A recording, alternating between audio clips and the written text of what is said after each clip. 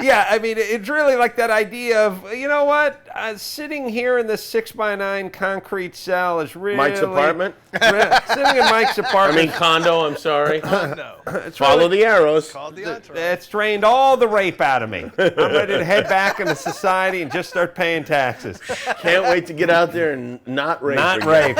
Start not raping. Yep. But anyway, this guy was Citizen of the Year. He was citizen. Sorry, That he was guy's citizen of the year. He Of was. the year. By the way, I got videotape of the award ceremony too. he climbed. He's a guy who climbed underneath his apartment building, hacked into his elderly neighbor's cable, and teed off into his TV so he could have free cable. He's a guy who had the cops called on him for playing his headphones too loud in his apartment while he was drunk. Headphones, not speakers, headphones. The cops were called on him.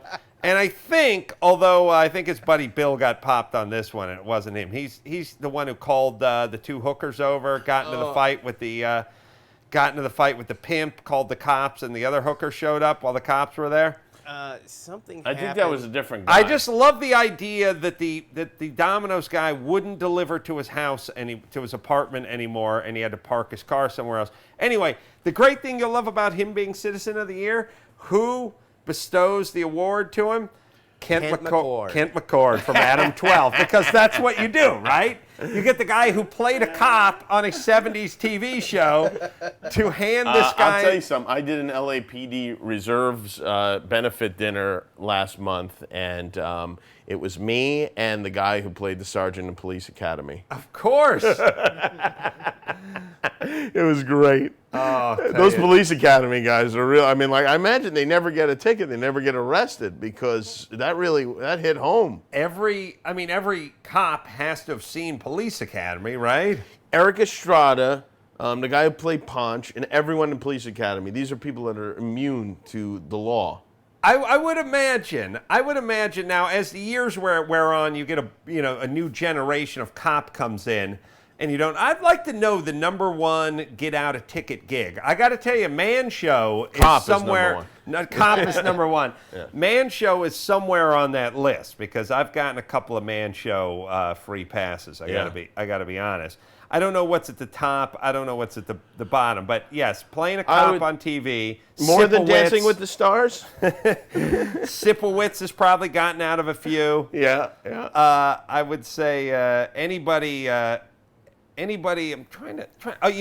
Probably gets the biggest pass. John, Hooker. what's his name from America? Well, T.J. Hooker from America's Most Wanted. I meant an actual hooker. John Walsh. Oh, John Walsh. Yeah. I feel like Walsh. Your federal law enforcement authorities are standing by. Right. The brave men and women of the law. Yeah, definitely. Definitely. Although I did talk to a guy who did Cops, one of the executive producers of Cops. Yeah. Got popped for DUI.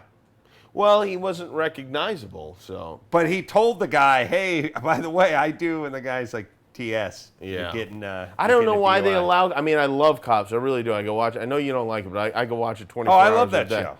You used to not like it. No, you used I to feel get depressed by I do. it. I feel bad for everyone who's in it, but I still enjoy it. Yeah. I don't have that kind of empathy for I it. like it when the guys fight. No, I like when the chicks fight. I like it anytime when people do crap in front of cops. Yeah. Like, I like when there's 3 or 4 cops And there. cameras, yeah. And cameras and cops, and they have their billy clubs drawn and everything, and they've separated the 2 chicks who are fighting on the front lawn, drunk on the 4th of July, and they separate them, and at some point, one of them lunges at the chick again, with all the cops and the cameras there. You know what show I You're really more want to see? animal than person at that What's point. more interesting to me is how they get these people to sign the releases. Because, like, we would do comedy bits that were perfectly harmless and we couldn't get people to sign. Yet, these people are on camera beating their wives or, I think it's street cred, though.